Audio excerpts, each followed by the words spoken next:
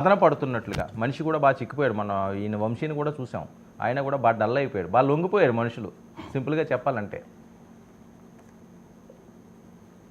Sir Posani Krishna Murali గారు విడుదలైనందుకు కొంచెం సానుభూతి చూపిస్తున్నాను సార్ నేను కూడా. ఎందుకంటే పెద్ద ఆయన కదా పాపం, బాగా అంటే అప్పట్లో ఆయనకి అండదండలు చూసుకొని ఆయన్ని పదవిచ్చిన వాళ్ళు రెచ్చగొడితే రెచ్చిపోయి ఆయన వయసుని, ఆయన యొక్క స్థాయిని, ఆయనకున్నటువంటి గౌరవాన్ని, ఇండస్ట్రీలో ఆయన ఏర్పరచుకున్నటువంటి ఒక ప్లాట్ఫామ్ ని అన్నింటినీ కూడా మర్చిపోయి ఉచ్చ నీచాలు మరిచి ఒక దుర్మార్గుడు పంచన చేరితే ఎలాంటి ఆలోచనలు చేస్తారో అలాంటివే అన్ని కూడా చేసుకొని ఈ రోజు ఈ గతి ఆయనకి వచ్చినందుకు నిజంగానే నేను బాధపడుతున్నాను. ఇట్లాంటిది ఇంకెవరికి కూడా రాకూడదు, ఇట్లా ఇంకెవరు కూడా చేయకూడదని మాత్రం 100% అనుకుంటున్నాను.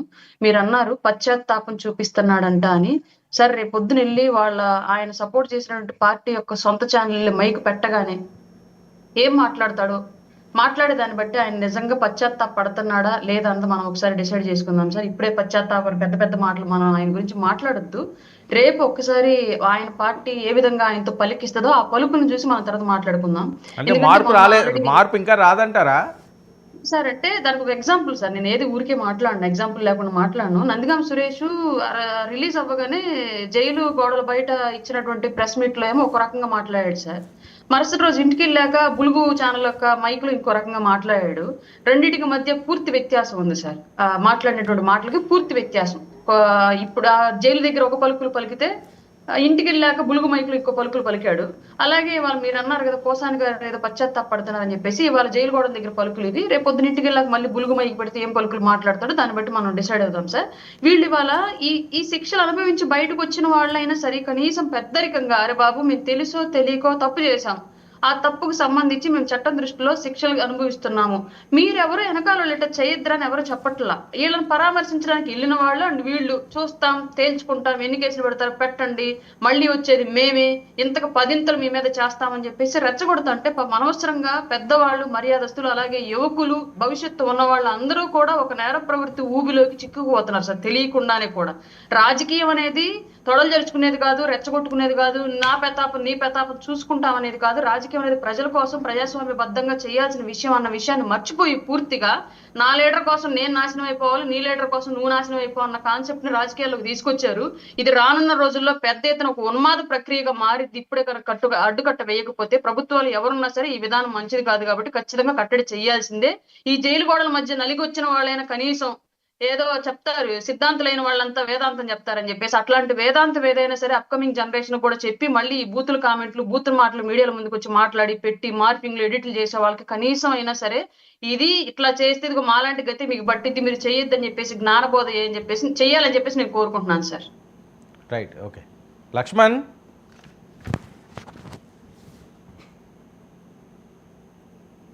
సార్ గుడ్ ఈవినింగ్ అంటే వర్మ గారు. Good evening. Good evening. ఏంటి పోసాని గారు విడుదలయ్యారు, హ్యాపీయా? వర్మ గారు, మీకు ప్యానల్ ఉన్న పెద్దలకి, డబుల్ లాంటి వీక్షలకి, యాజమాన్యానికి హృదయపూర్వక నమస్కారం అండి. పోసాని కృష్ణమురళి గారు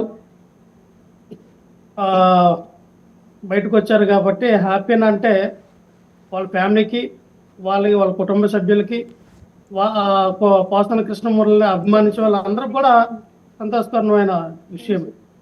అలాగే పార్టీ నుంచి కూడా మరి సపోర్ట్ కూడా ఆయనకు లభించింది. మరి చూశారు, అంబటి రాంబాబు గారు వెళ్ళి ఆయన్ని దగ్గరుండి మరి తీసుకురావడం జరిగింది. ఆయన్ని కూడా ఒక ప్రేమతో మరి అగ్గు చేసుకొని ఆయన దగ్గర నుంచి యోగక్షేమాలు తెలుసుకుని తర్వాత బయట మాట్లాడుకోవడం మనం చూస్తూ ఉన్నాం. అంటే మీరందరూ చెప్తూ ఉన్నారు, పోసాని కృష్ణమురళి గారు జైలుకి వెళ్ళారు, జైలు కూడి తిన్నారు, ఇంకెప్పుడైనా ఇటువంటి చేయకూడదు, ప్రత్యక్ష తాపం రావాలి అని. ఎస్, జైలుకి వెళ్ళినంత మాత్రాన ప్రత్యక్షతాపం రావాలి కాదనట్లేదు, కానీ ఎదుటి వ్యక్తిని మనం ఏ రకంగా మానసికంగా క్షోభించాము, ఏ రకంగా మానసికంగా శోధిస్తూ ఉన్నాము అనేది ఒక పోసాని కృష్ణమురళికే కాదండి, ఎదుటి వ్యక్తులకు కూడా అది కూడా వాళ్ళు కూడా ఆలోచించాలి. ఎందుకంటే ఈ రోజున మనం అధికారంలో ఉన్నాం, ఎవరిని పడితే వాళ్ళు తీసుకెళ్ళి మనం జైల్లో పెడదాం కాదండి. మనం అధికారం ఒకటి ఇక్కడ మనం అధికారంలో ఉన్నాం, ఎవరిని పడితే వాళ్ళని అమ్మనా బూతులు తిట్టొచ్చు, మనం అధికారంలో ఉన్నాం, ఎవరి కుటుంబాల మీద మనం నచ్చినట్టు మాట్లాడొచ్చు. ఇది చేయొచ్చా? మంచి ప్రశ్న అడిగారు, మంచి ప్రశ్న అడిగారు వర్మ గారు. ఎవరైనా సరే ఏ మీరు పార్టీ చెప్తా అయినా, నేను ఉన్నారు. ఒక పార్టీ అని చెప్పట్లేదు, ఎవరు మాట్లాడినా అలాగా. ఎస్ సార్, మీరు ఇందాక చెప్తా ఉన్నారు, మీ విశ్లేషణలో మీరు చెప్పారు ఏమని, అధికారంలో ఉన్నంత వరకు మీ ఆటలు సాగుతాయి, పవర్ ఉన్నంత వరకు మీ ఆటలు సాగుతాయి, పవర్ లేకపోతే పరిస్థితి ఏంటి. సో అది ప్రతి ఒక్కరికి, ప్రతి పార్టీకి కూడా వర్తిస్తుంది. కాబట్టి మేము అదే చెప్తా ఉన్నాం. ఈ రోజున మీరు అధికారంలో ఉన్నారు కాబట్టి మీకు నచ్చినట్టుగా మీరు మాట్లాడి, నచ్చినట్టుగా మీరు తీసుకెళ్లి జైల్లో పెట్టి అందరిని కూడా వదిలేస్తే జస్ట్ ఇది ట్రైలర్ మాత్రమే. ఇక్కడ ఏంటంటే ట్రైలర్ చూపించారు, తర్వాత సినిమా చూపిస్తామని మీరు మాట్లాడతారు.